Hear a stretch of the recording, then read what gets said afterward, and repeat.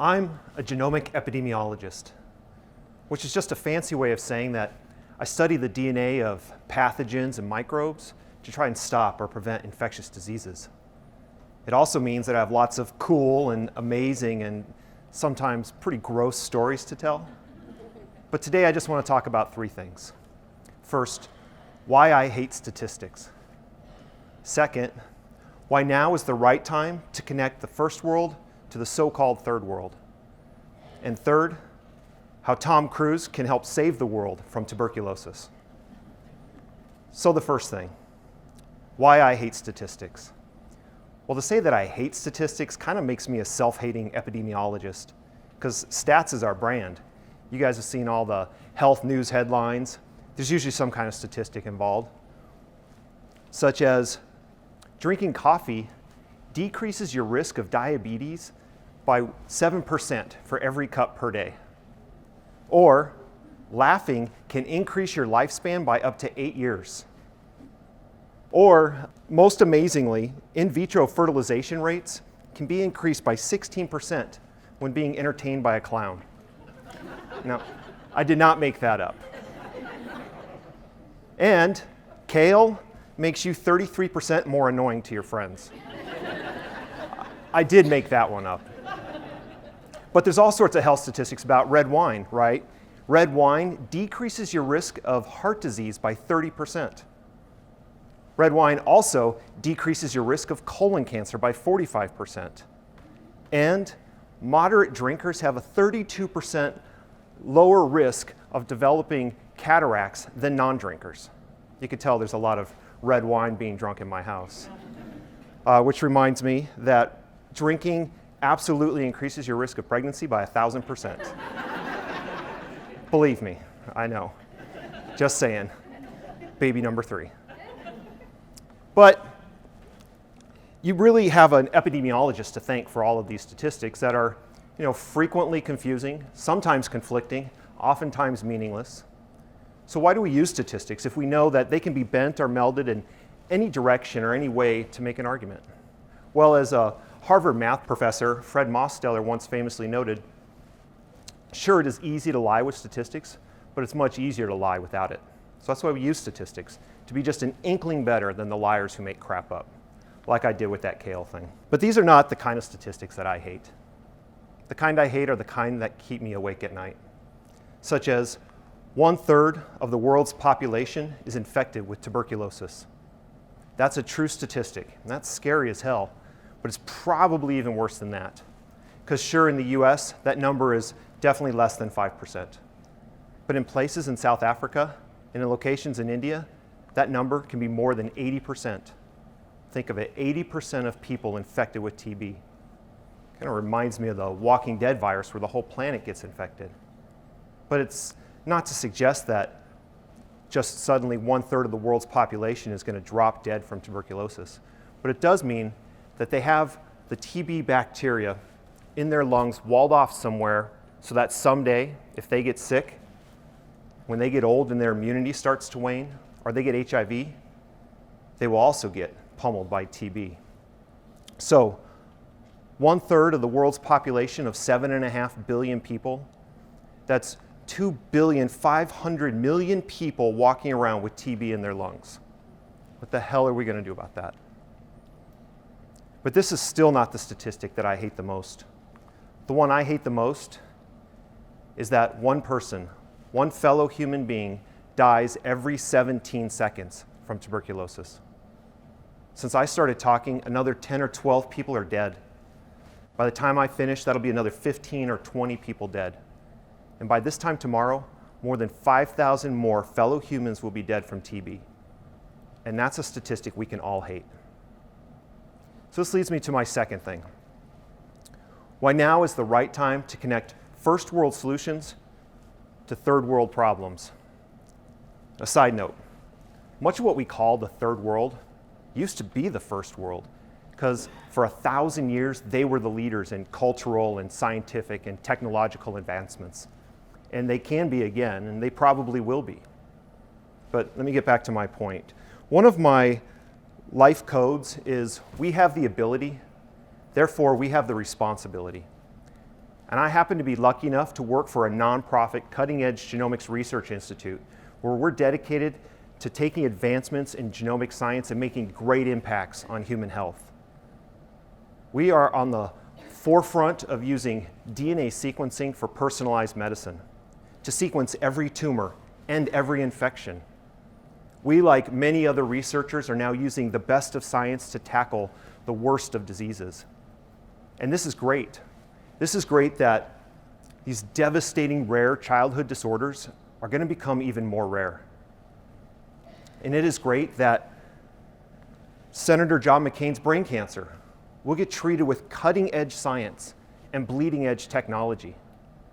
And it's great that my own cancer survivor father may now live long enough to see my grandkids. But what about those in India and in South Africa and Southeast Asia and Brazil, or pretty much everywhere that isn't here? What are we going to do? Drop a world-class genomics lab into Nigeria or Laos or Ecuador, places where governments fail and people don't have access to clean water or plumbed bathrooms or high school diplomas? Yes, I get it. Those are the reasons why we haven't done anything like this for the last 100 years. And these reasons are all true. But you know what else is true? Things are changing.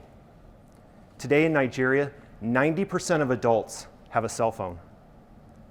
In Uganda, over 40% use their cell phones to conduct mobile banking. The average Malaysian has more access to information and communication technology today than President Bill Clinton did just 25 years ago. Modern communication technology has truly become democratized.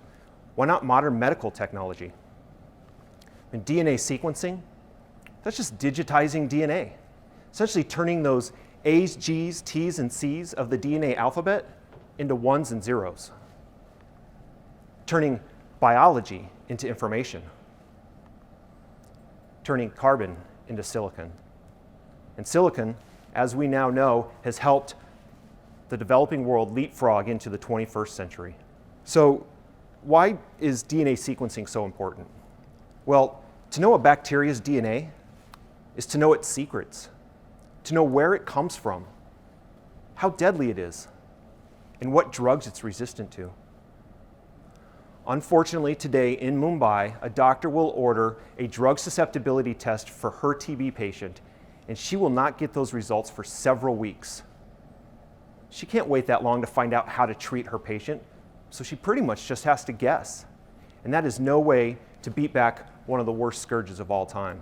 And with today's technology, we can do this. With a tabletop sequencer, some easy-to-use lab supplies, laptop computer, and a power source for a few hours, heck, I could do this in a Winnebago. We certainly can do it in a district lab in Kampala or Karachi or Phnom Penh.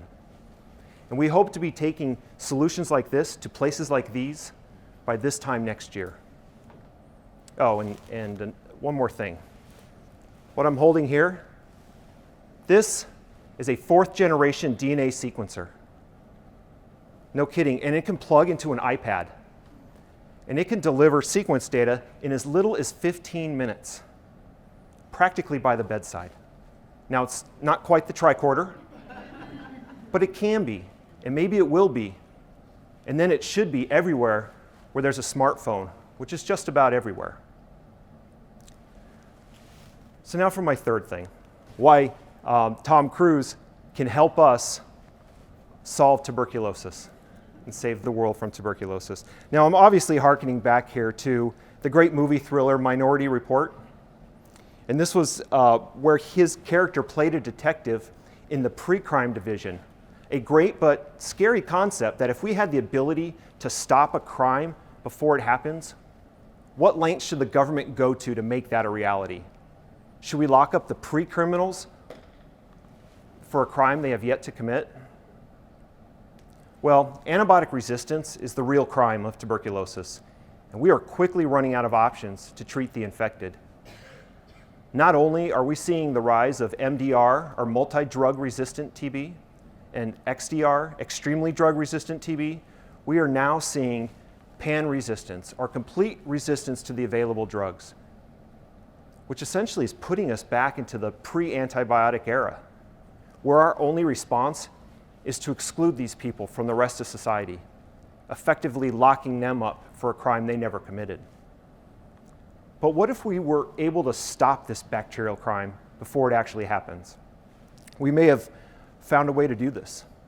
You see, in clinical labs today, we can detect down to just about 5 resistant bacteria out of a total of 100 in a patient's sample. But unfortunately, if a patient's infection is already 5% resistant, it's already too late. The patient will quickly become completely resistant and will fail therapy. But we have found a way to hack the very DNA sequencing technology I was talking about so that we can identify the very first resistant bacteria, down to 1 in 10,000.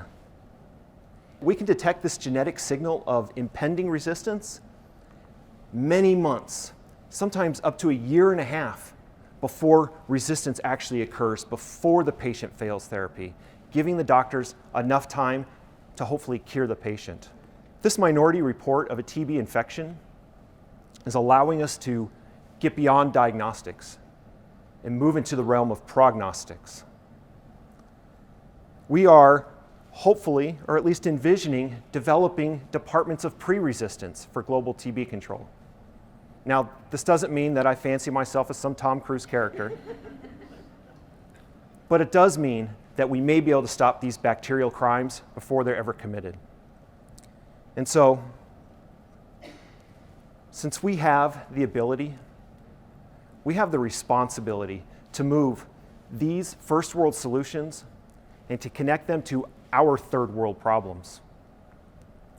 To give those doctors on the front line actionable information to beat back the worst diseases, and to give their patients a fighting chance to not become one of those statistics that we all hate.